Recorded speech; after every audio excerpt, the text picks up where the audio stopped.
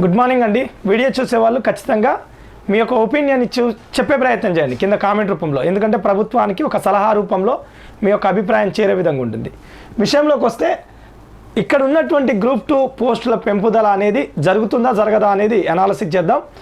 నిజంగా ఒకవేళ జరగాలన్న కారణాలు ప్రభుత్వానికి ఉన్నప్పుడు ఎందుకు జాప్యం జరుగుతుంది, వాళ్ళ ముందున్నటువంటి ప్రధానమైనటువంటి అబ్స్టకిల్స్ ఏంది అనేది మనకు కనిపిస్తుంది. సో ఫైనల్గా ఆ ప్రాబబిలిటీ ఏ మేరకు ఉండనుంది అనేది కూడా చెప్పే ప్రయత్నం చేద్దాం చివరిలో. ఇంకా అంతకంటే ముందుగా మీ అందరికి ఒక చిన్న రిక్వెస్ట్, మీకు మన కోర్సుకు సంబంధించి టీఎస్పీఎస్సీ గ్రూప్ 2 ఇంగ్లీష్ కోర్సు సంబంధించి కానీ, అదేవిధంగా తెలంగాణ ఉద్యమ చరిత్ర కోర్సు సంబంధించి కానీ, అదేవిధంగా తెలంగాణ ఏర్పాటు దశ, సమీకరణ దశ, భారత రాజ్యాంగం, ఇట్లా సపరేట్ కోర్సులు కానీ మీకు బాలాజీ చిరబైన యాప్లో ఉన్నాయి. మీరు డౌన్లోడ్ చేసుకోండి. కొత్త వాళ్ళైతే మీకు 1 వీక్ 10 డేస్ పడుతుంది. పాత వాళ్ళకి రివిజన్లో స్పీడ్ పెట్టుకుంటే 5 డేస్లో కంప్లీట్ అవుతుంది. సో చాలా యూస్ఫుల్ కోర్స్. విన్న తర్వాత అయినా మీరు కామెంట్ కంపల్సరీ రివ్యూ రాయండి. ఆల్రెడీ కొన్న వాళ్ళని, పర్చేజ్ చేసిన వాళ్ళని అడిగైనా మీరు ఒపీనియన్ తెలుసుకోండి. చాలా బాగుంటుంది. అసలు మీరు మళ్ళీ పుస్తకం తీసి చదవడానికి అవకాశం లేనటువంటిది మళ్ళీ. ఓకేనా? సరే, విషయంలోకి వస్తే ప్రధానంగా 3 రకాల కారణాలను చెప్పుకోవచ్చు. వాటిలో కనిపిస్తున్నటువంటి కారణాల్లో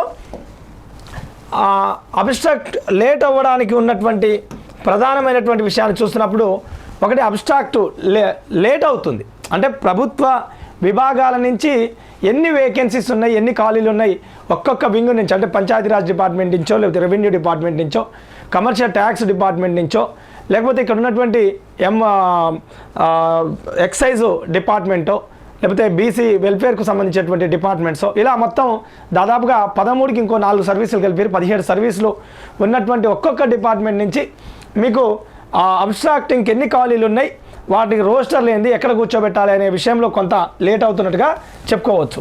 ఇక రెండవది జనరల్ ఎంపీ ఎలక్షన్ రావడం, పైన ఉన్నటువంటి భారత ఎలక్షన్ కమిషన్ కోడ్ ఉండడం వల్ల దానిపైన కొంత దృష్టి సాధించకుండా వీళ్ళు రాజకీయాల వైపు కొంత ఆలోచిస్తున్నట్టుగా అర్థమవుతుంది. ఇక మూడో ప్రధానమైనటువంటి విషయం, మీకు గతం నుంచి కూడా అవకాశం ఇచ్చినటువంటిది, హామీ ఇచ్చినటువంటిది ప్రభుత్వ పార్టీగా ఉన్న కాంగ్రెస్ పార్టీ తన ఎలక్షన్ మేనిఫెస్టోలో పెట్టినటువంటిది జాబ్ క్యాలెండర్ ప్రతిపాదన. సో ఈ జాబ్ క్యాలెండర్ ప్రతిపాదన యాక్చువల్గా డిసెంబర్లో పూర్తి స్థాయిలో ఒక స్ట్రక్చర్ వేసి ఆ తర్వాత కాలంలో దాన్ని ఇంప్లిమెంట్ చేద్దాం. సో ఆ ఎలక్షన్ మేనిఫెస్టోలో ఏదైతే జాబ్ క్యాలెండర్ ప్రతిపాదన ఉందో ఆ జాబ్ క్యాలెండర్ ప్రతిపాదన ప్రకారం ఆయా నెలల్లో వాళ్ళు నోటిఫికేషన్లు ఇవ్వాలని ఆలోచిస్తుండడం. సో ఈ నేపథ్యంలో ఇక్కడ పెంచాలనా వద్దా అనే ఒక ఆలోచన కూడా ప్రభుత్వం చేస్తున్నట్టుగా సమీప వర్గాలు నుంచి సమాచారం అందుతుంది. ఇక మరొక విషయం వచ్చేసి స్థానిక సంస్థల ఎలక్షన్స్ కూడా ఈ జనరల్ ఎలక్షన్స్ అయిపోగానే పంచాయతీరాజ్ ఎలక్షన్స్ ఉండడం, మళ్ళీ కూడా రాష్ట్ర ఎలక్షన్ కమిషన్ అనేది మళ్ళీ ఎలక్షన్ కోడ్ రాబోవడానికి అవకాశం ఉంది. కాబట్టి మళ్ళీ ఆ నేపథ్యంలో ఇలాంటి ప్రభుత్వ కార్యక్రమాలకు సంబంధించి పోస్టుల పెంపుదల ఇలాంటివి జిఏడి నుంచి రావాల్సినటువంటి అంశాలు, ఈ జిఏడి నుంచి టీఎస్పీఎస్సీకి పోవాల్సినటువంటి అంశాలు. కాబట్టి కొంత ప్రభుత్వం ఆ దిశగా అడుగులు వేయడానికి ఈ పరిస్థితులు కొంత అడ్డుపడుతున్నట్టుగా చెప్పుకోవచ్చు.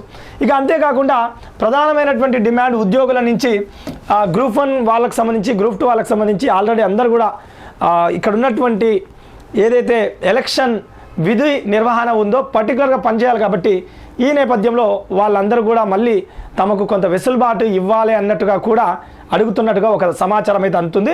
సో ఇలా ప్రధానంగా 3 రకాలు, ఇంకో చెప్పినటువంటి ఇంకో 4వ రక కారణం కూడా ఇలా ప్రధానమైనటువంటి జాప్యం కావడానికి గ్రూప్ 2 పోస్టుల పెంపులో పెరుగుదల లేకపోవడానికి ఆలోచన ఉన్నట్టు. సో ఈ నేపథ్యంలో ఆల్రెడీ గతంలోనే గ్రూప్ 2కు సంబంధించి ఎగ్జామినేషన్స్ వాయిదా పడ్డాయి. కాబట్టి మళ్ళీ వాయిదా వేస్తే ఎవరైతే జెన్యూన్ అభ్యర్థులు ఉన్నారో వాళ్ళ నుంచి వ్యతిరేకత కూడా మళ్ళీ మొదలయ్యే అవకాశం ఉంటుంది. కొంతమంది ఏమో ఆల్రెడీ ఇక్కడ పోస్టుల పెంపు చేయాలి, పాత పోస్టులే కదా ఎలా ఎగ్జామ్ పెడతారని కొంతమంది చెప్పడం, విడవమంటే పాము కోపం, కరవమంటే కప్పకు కోపం అన్నట్టుగా అయిపోయింది. కాబట్టి ఈ పరిస్థితి కొంత ఇదే నేపథ్యంలో మూనిగే నక్క మీద తాటికాయబడ్డట్టు ఎలక్షన్ కోడ్లు రావడం. సో ఇది మొత్తంగా ఒక జగిబిగి గందరగోళ పరిస్థితుల్లో గ్రూప్ 2 పోస్టుల పెంపు అనేది పెంచాలనా లేకపోతే కొత్త నోటిఫికేషన్ ఇవ్వాలనా అనేది ఉంది. సో ఈ నేపథ్యంలో కొత్త అభ్యర్థులకు సంబంధించి మరొక వాదన తెరపైకి వస్తున్నటువంటిది ఏంటంటే, పోస్టుల పెంపుదల చేస్తే కొత్త గవర్నమెంట్లో కొత్త ప్రభుత్వం ఉన్నది కాబట్టి ఇక్కడ మాకు అవకాశం ఇవ్వాలి, మాకు రీఅప్లికేషన్స్ ఇవ్వాలి అనే ప్రతిపాదన కూడా ఉన్నది. కాబట్టి ఇలాంటి అనేక అభ్యర్థుల ఒపీనియన్స్ని దృష్టిలో పెట్టుకున్నటువంటి నేపథ్యంలో కొత్త నోటిఫికేషన్ వైపు ప్రభుత్వాలు పోవడమా, పాత నోటిఫికేషన్కి ఉన్నటువంటి వాటికి ఇంక్రీజ్ చేయడమా, చేస్తే కొత్త అభ్యర్థులకు అవకాశం ఇవ్వాలన్నా ఇవ్వద్దా, ఇలా ప్రతిదీ కూడా జరుగుతున్నట్టుగా ఒక సమాచారం, స్పష్టమైనటువంటి సమాచారం అయితే అంటున్నట్టుగా చెప్పుకోవచ్చు. సో మరి మొత్తానికి ఫైనల్గా ఉంటుందా? మీ వ్యక్తిగతమైనటువంటి అభిప్రాయం ఏంటి? బాలాజీ సార్, మీరు చాలా సందర్భాల్లో నోటిఫికేషన్ల పైన అనాలసిస్ చేస్తారు, ఎక్స్పెక్టెడ్ కట్ ఆఫ్స్ పైన అనాలసిస్ చేస్తారనే మీ ఆలోచన ఉంటుంది. కాబట్టి నా వ్యక్తిగతమైనటువంటి అభిప్రాయం ఇక్కడ ప్రభుత్వానికి కానీ అభ్యర్థులకు కానీ ఎలాంటి సంబంధం లేదు.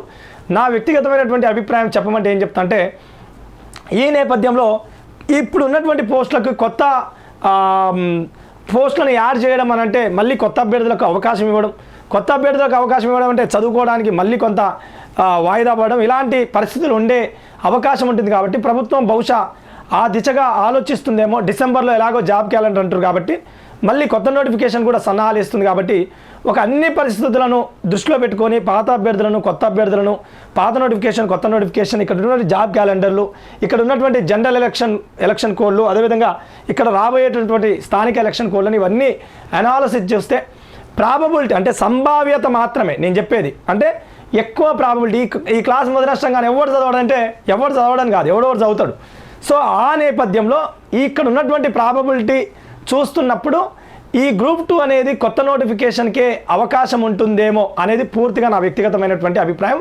ఇది ఎవరికి సంబంధం లేదు. సో మీ అభిప్రాయాన్ని కూడా కింద కామెంట్ రూపంలో పోస్ట్ చేయండి. ఇది దీనికి సంబంధించినటువంటి సమాచారం. మరొక మంచి వీడియోలో మరింత బెటర్గా కలిసే ప్రయత్నం చేద్దాం.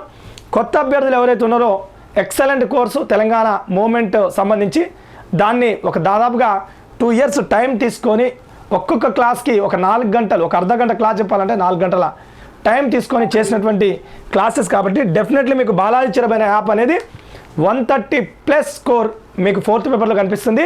అది కొత్త అభ్యర్థులైనా పాత అభ్యర్థులైనా మీరు ఎక్కడైనా విన్నటువంటి వాళ్ళైనా ఈ కోర్సు పర్చేజ్ చేసినాక మీరు ఆ కోర్సుకు ఈ కోర్సుకు తేడా ఏంటో కూడా రివ్యూ రాసే ప్రయత్నం చేయండి. Thank you so much. మరొక మంచి వీడియోలో మరింత బెటర్గా కలుద్దాం. జై తెలంగాణ, జై హింద్.